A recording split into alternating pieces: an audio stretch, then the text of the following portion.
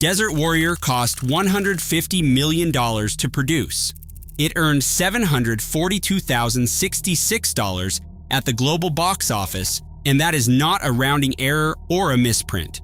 That is one of the most catastrophic return ratios in the entire history of theatrical cinema, and almost nobody noticed it happened. Studios lost hundreds of millions of dollars in 2026 on films ranging from genuinely ambitious to bafflingly misjudged.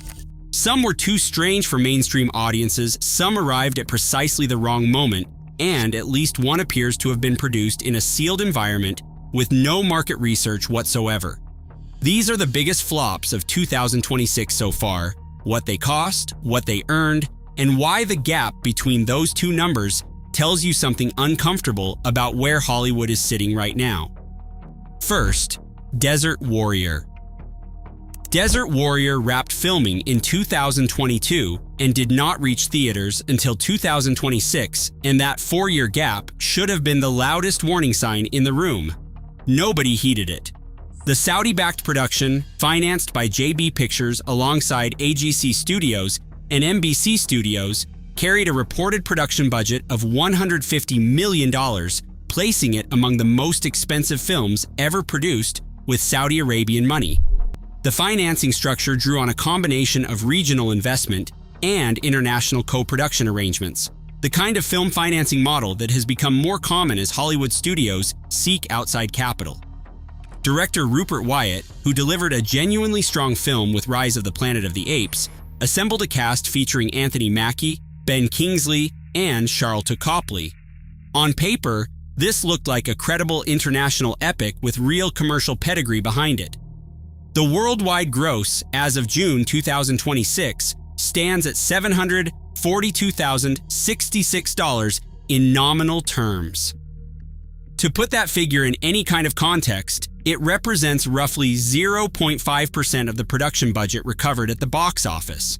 And that production budget is only part of the all-in cost. Once you add the P&A spend, the prints and advertising budget that covers everything from theatrical marketing to distribution logistics, the actual financial exposure runs considerably higher.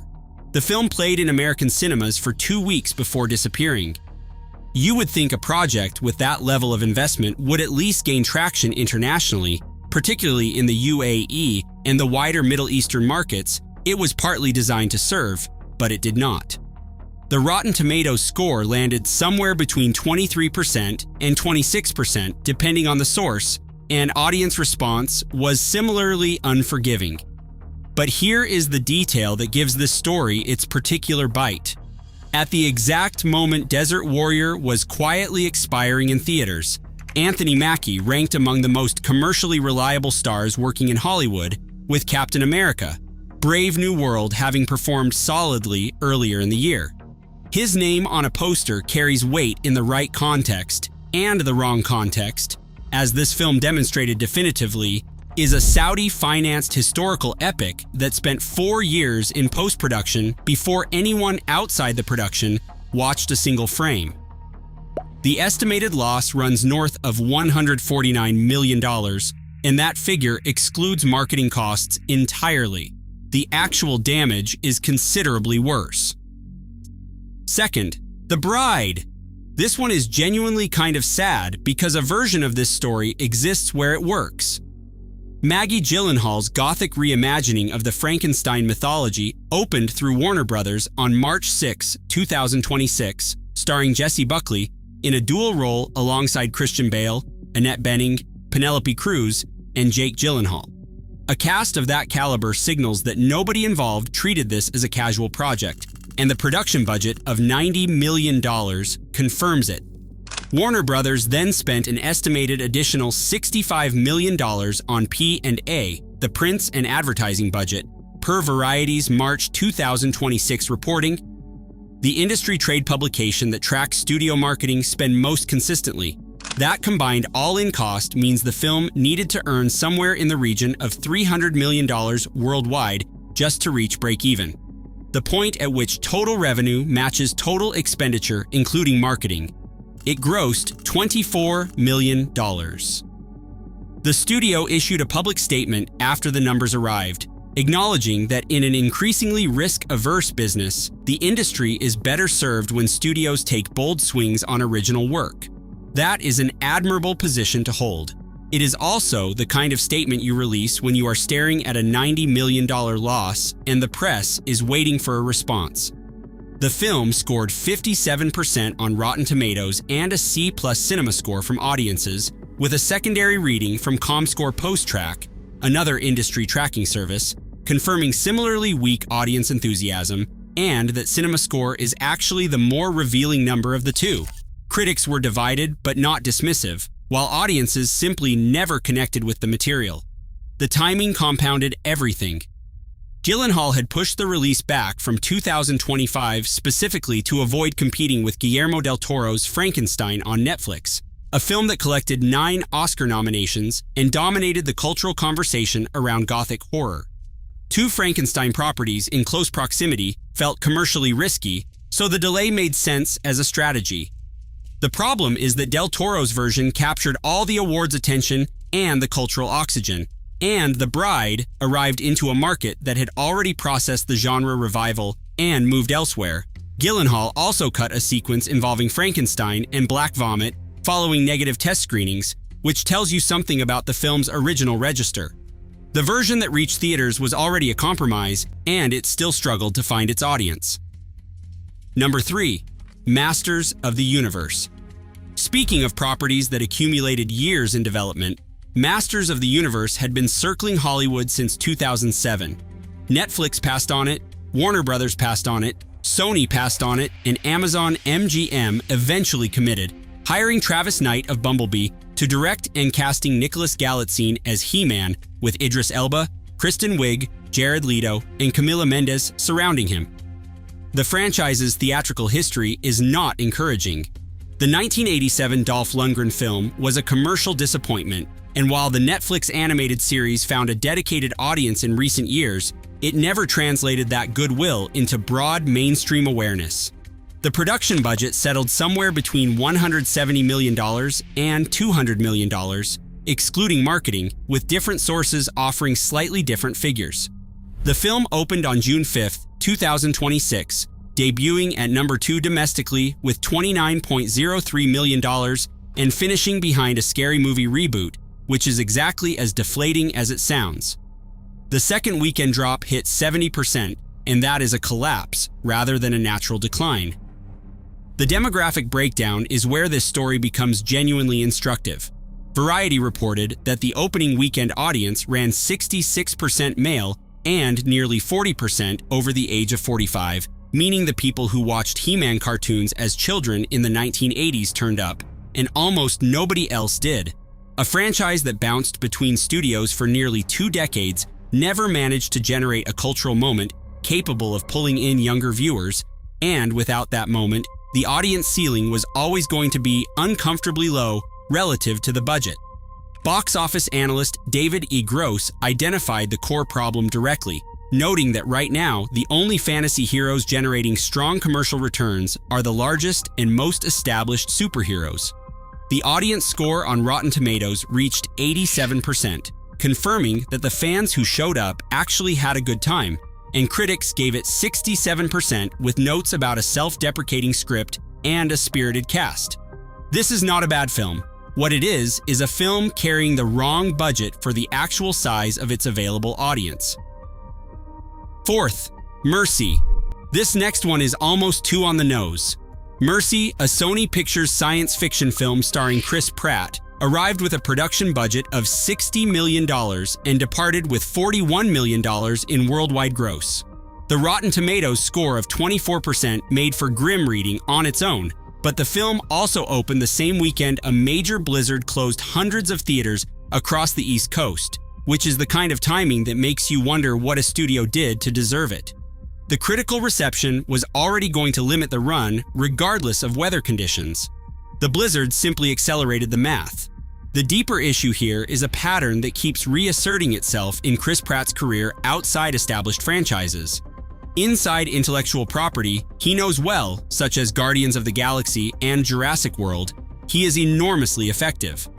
The Electric State, Passengers, and now Mercy all carry the same structural problem. An original concept with a recognizable lead sounds commercially logical, and the market keeps disagreeing with that logic.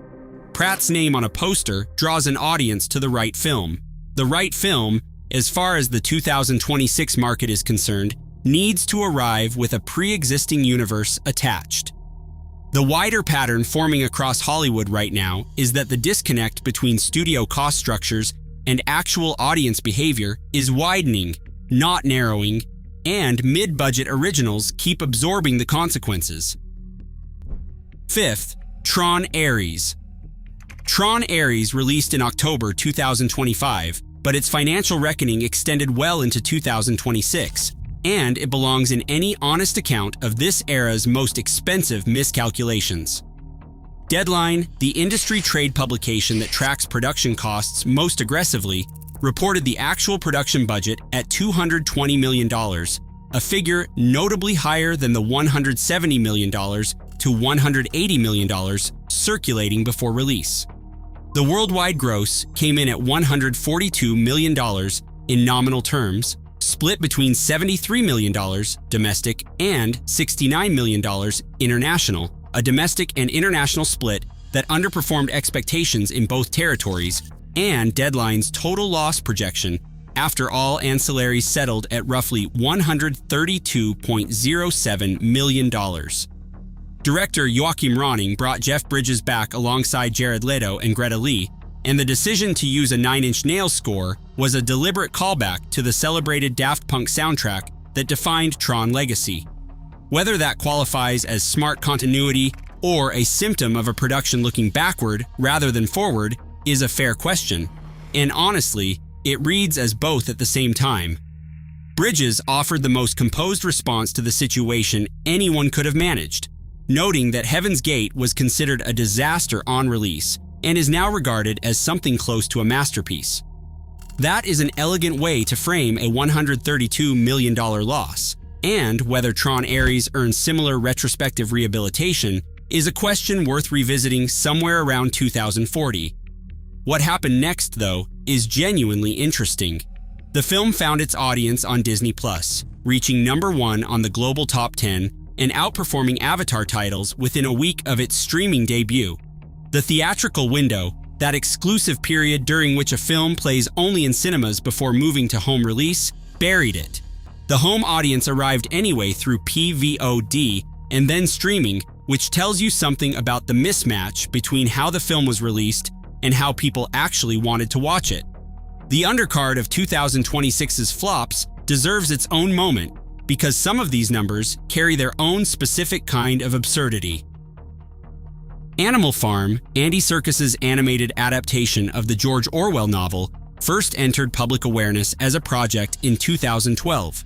14 years later, it reached theaters, grossed $5.05 million domestically across its first 35 days, against a reported production budget of around $35 million, and receded. The film sat in development for longer than many children take to complete their entire school education, then vanished from cinemas faster than most audiences noticed it had opened. Melania, which Amazon acquired for $40 million, collected $16.07 million globally and holds a 7% Rotten Tomatoes score. That 7% is doing an enormous amount of work as a single number. It is not just low, it is aggressively, almost impressively, committed to being low. And then there is Dead Man's Wire, directed by Gus Van Sant and featuring Bill Skarsgård, Al Pacino, and Coleman Domingo, a film with a $15 million production budget, a $2 million gross, and a 91% Rotten Tomatoes score. Critics loved it, audiences stayed away almost entirely, and in 12 months, it will probably find its people on streaming, while everyone who skipped the theatrical run quietly pretends they always knew about it. The pattern running through all of these failures is not complicated. It is just uncomfortable to say out loud. Films that collapsed in 2026 largely did so for one of three reasons. The budget was catastrophically misaligned with the realistic audience, as with The Bride and Desert Warrior. The property leaned too heavily on nostalgia without generating new fans, as with Masters of the Universe. Or the film was a mid-budget original with no franchise identity, arriving in a market that has become deeply resistant to exactly that category of release. Desert Warrior remains the case that breaks every conventional framework. A $150 million film earning $742,066 in nominal terms is not a market failure in the standard sense. It is something closer to a complete breakdown in communication between production and audience, so total that the word flop barely begins to cover it. Studios keep funding losses of this scale and then publicly framing the attempt as courageous. At some point, celebrating the boldness of the swing while consistently ignoring the outcome stops being a creative philosophy and becomes a budgeting problem wearing a more flattering coat. The audience is not confused, and the audience is not wrong. The audience is just responding honestly in the only language studios reliably understand, which is ticket sales, and the numbers in 2026 have been saying the same thing on repeat. The gap between what studios believe audiences want and what audiences actually pay to see is the defining story of this year so far, and nothing in the current release calendar suggests that gap is closing anytime soon. If you notice that Tron Ares and Tron Legacy followed almost identical trajectories, dismissed in theaters and then quietly embraced by streaming audiences, you are already the kind of viewer this channel is built for.